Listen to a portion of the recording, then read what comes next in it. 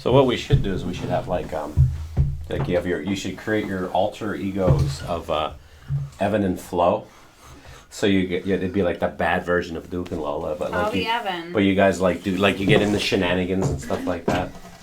So it's Evan and Flo. Yeah.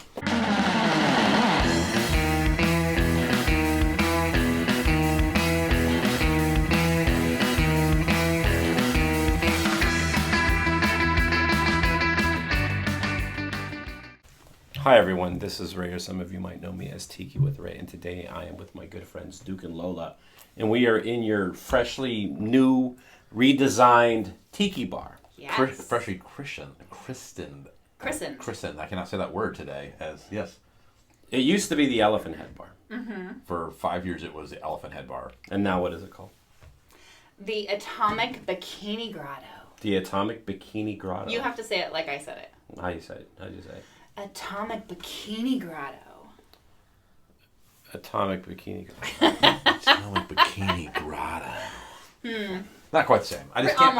I don't have the curves to pull it off. No, now when it was the Elephant Bar. Mm-hmm. Elephant Head. But yeah. Elephant Head. What were you going for? Like, what was the theme of that bar?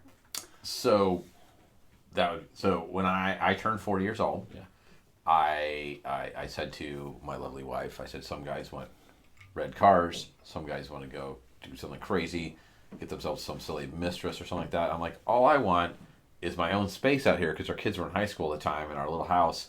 And I'm like, I want my own space. Yeah. How about I turn the back of the garage that currently was just like a little workshop and had like a storage space in or whatever. I go, can I turn that into a bar? She said, okay. And so the theory I had back then was like late 1800s, like 1890s Africa adventure. Wow. East Indies. That's what I really like. That's what I really liked. And I liked the whole like the Indian Ocean kind of a scene and all that. That's what I had envisioned. And I realized that this is like a really niche thing and hard to find. And so we were looking around and we went to some antique shop and they had this old British dartboard thing on the wall. You know, your standard stock bar stuff. But hanging above it was this, which we don't have in here anymore. I have it up in the attic right now. It was a big, giant elephant head with the tusks and everything. And the minute I saw that, I was like, forget the dartboard. How much is the elephant's head? And so gave me a price on it. I'm like, done. Bought it. And the minute I brought it home and hung it up, that's the minute we looked at it. And you saw it before.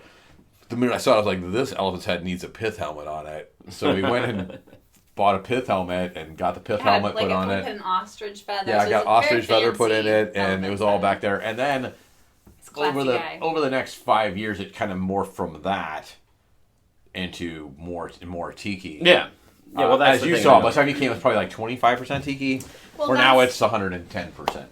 And that was what we, like, when we went to, but we loved going to tiki bars. It didn't occur to us that we could create it in our house at that time. Oh, yeah. It took us a little while of being like, as we were buying things, we could actually make this in our own home. Yeah, that's the crazy part, because, like, we always, like, I remember going to San Francisco, like, 9 years ago, and all we did the whole time was, we went to the Forbidden Island and Alameda and the Tonga Room, and we just went to all the different that's what we did. That's what we were there for. But it never occurred to me, like, hey, I could do that in my own house, because that just seems so beyond. Like, you couldn't recreate this so extra in my own house. Yeah, well, we actually have a show called Secret Tiki Escapes, and it's a show where we actually go to home tiki bars, and, like, we go and we interview the owners and stuff like that. And I'm guessing that was probably an inspiration for you guys, too. It's like, oh, look at this, look at that. Oh, for this? Yeah. Oh, we had been discussing gutting the old bar to the walls and starting over for a while. But yeah, I mean, like, not just that, going on the tiki bar tours. This can totally be. This is doable. These amazing people have created their own little escape. When you're sitting in these, when we're doing those episodes of Secret Tiki Escapes with you, and sitting in the bars and chatting with these people, I'm like, these people are cool, and they made this. I can make that. You know what I mean? And so it's like, that's when it was like, how do you do it? And then you start looking into, like, you know, where do I get luau matting from, and where do I get, the different ideas. Yeah, well, Duke and Lola, they have a video show on YouTube called BossaNova Life. And you mostly do videos, rockabilly, pinup burlesque hot rods, classic cars and stuff like that. And tiki is like one aspect of it. And well, let's go back to the beginning. How did you guys start making videos?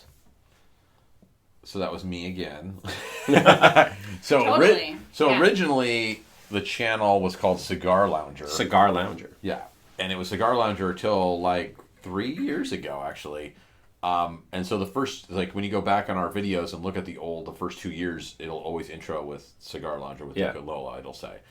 So Cigar Lounger, because originally when we had the bar, I have a bunch of friends and we love to smoke cigars, and we had discussed having them come over like once a week or once every other week, and we would all try a different cigar together and some scotch and chat about it. Like, and what would you be doing in all this? She wasn't in it at all. Oh, you weren't even part of it? No, she had no interest. She like, I'll be inside. Yeah. Crocheting. And so I crochet often. So we tried that, and the guys just got really awkward and weird about it. Like, they just could not handle it. They're not divas. Like, they're not YouTubers either. Duke is a diva. They're not YouTubers. So. There is a certain act to this, right? You got to be able to be in front of a camera and be able to be comfortable with that. So we went from that, and then we'd been going to Viva Las Vegas every year, so it was like our 5th year of Viva Las Vegas, and we were trying to branch out. And Viva Las Vegas, if you haven't seen, it's the largest rockabilly.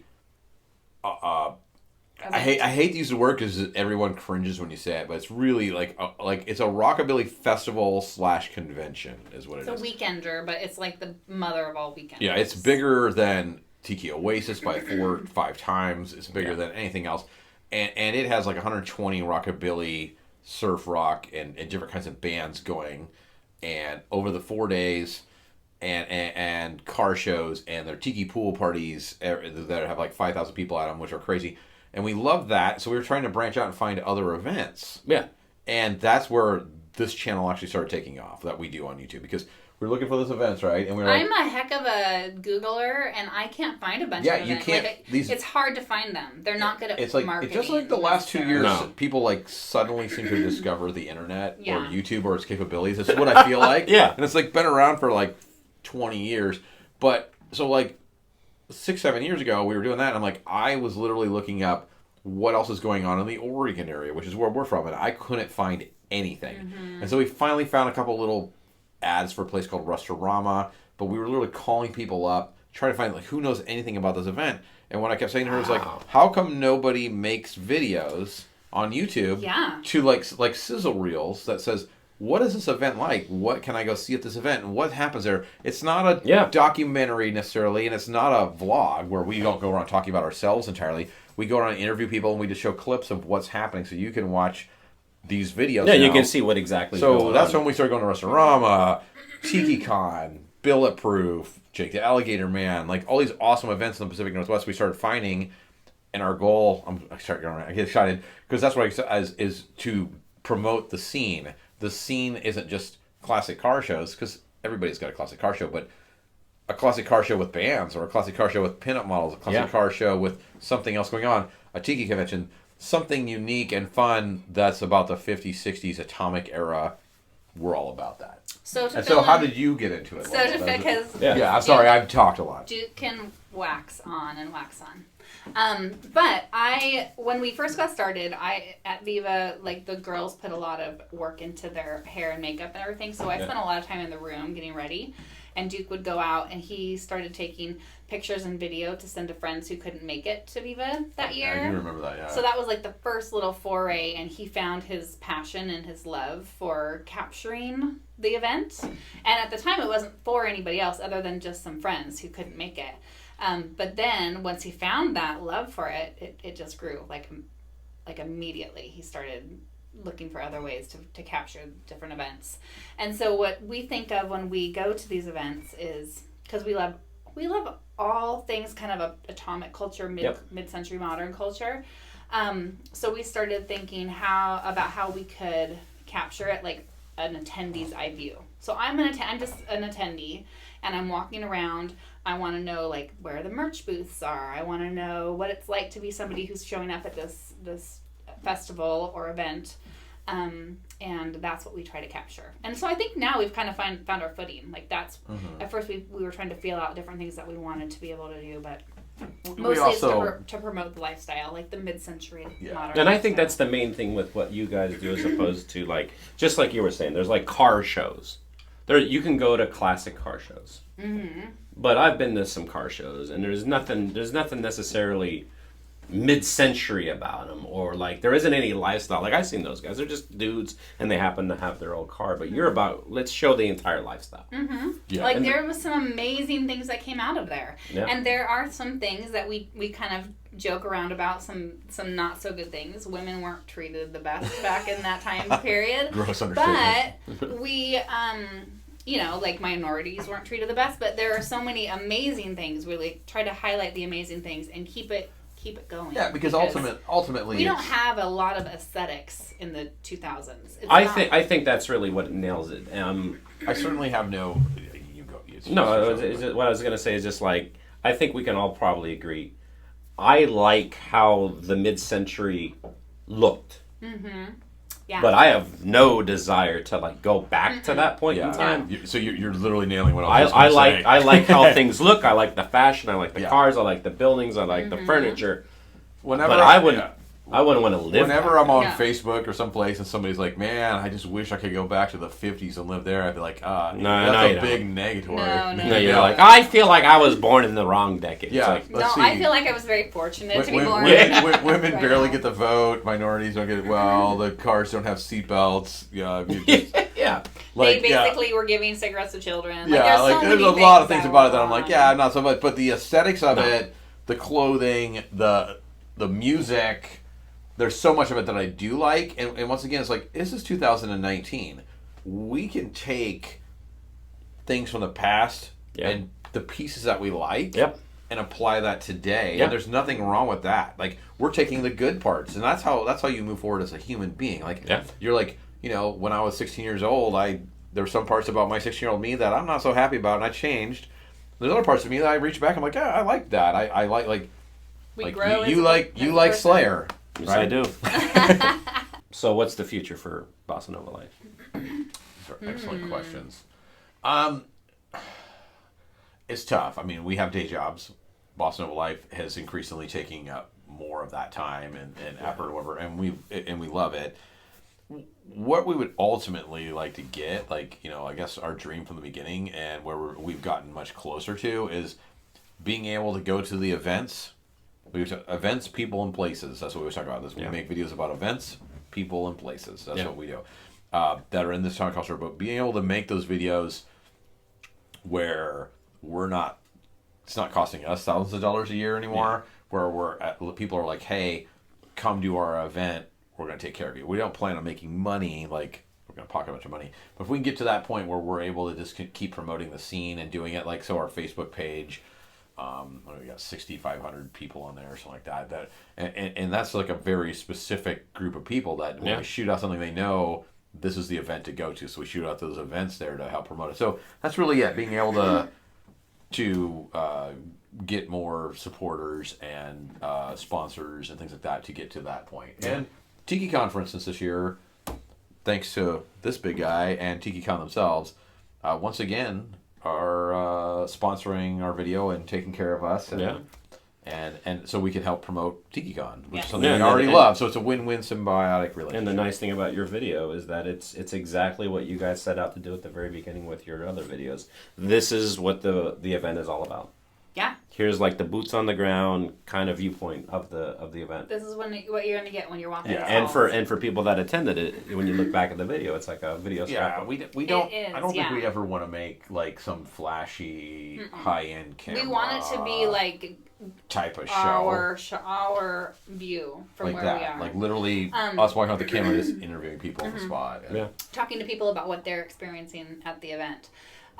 The other thing that I think with BossaNova Life, you've already seen it some, but we are hoping to dig in a little deeper into our trailer, because we have a vintage trailer that we're working on. So we need to work on our little vintage trailer. And then we've started doing vintage food videos. Oh, they're hard to watch. vintage recipes. Yeah. Ray loves mayonnaise. I love so No, I don't. No, I don't. Send him mayonnaise. No, please don't. Just jars of mayonnaise. So Lola loves to collect. gag. Lola loves to collect vintage cookbooks from the 50s, I 60s. do. I thought you were gonna say Lola likes to connect mayonnaise. Vintage mayonnaise. It's been No, around a long time. But Hellman's we'd from go through them, and I was 1960s. like, "Hey, we have all these cookbooks." I go, "There's so many crazy recipes in these things. Nobody ate this stuff, really. Like, Yeah. this is crazy." Oh, they ate it. And They so ate it. I was like, "Why do we have the cookbooks?" Because she goes, "Fascinating." I go, well, "You know what we should do? We should just make these, like, make these crazy recipes and try them out like they are." I'm serious. I'm watching your videos like this. Yeah. It's rough. And just see like what they are, It's because so it's just another part of the lifestyle. Just being like, hey, people really like Spam in a can, put it in a Jello mold. Let's try that out. Again, like they were follow the reaching. recipe exactly so like I they were looking said. for something new. It was wrong. They did a Yeah, lot of wrong things. more So parts here you wrong, go. so very wrong. So if people want to watch your videos, where should they find you? Where can they go? BossaNova Life, Just straight On up. YouTube. Just go to YouTube, BossaNova Life. BossaNova, one word, not two words. So BossaNova space Life. And then also we're on Facebook under BossaNova Life, on Instagram under BossaNova Life, Yep. we have www.bossanovalife.com. Find us pretty much any of those. Anything involving BossaNova Life. Yeah. Cool. And Well, then Lola and Duke, BossaNova on Facebook if you want to Yeah, Awesome. you can connect. You can come friend me on Facebook. I'll say yes to almost anybody. awesome. We'll tell you what. Take us out the way you guys would normally introduce your videos. Okay. Oh, really? Yeah, do it. All right. Hi, I'm Duke. And I'm Lola. And this is BossaNova Life. Of course, I fuck it up.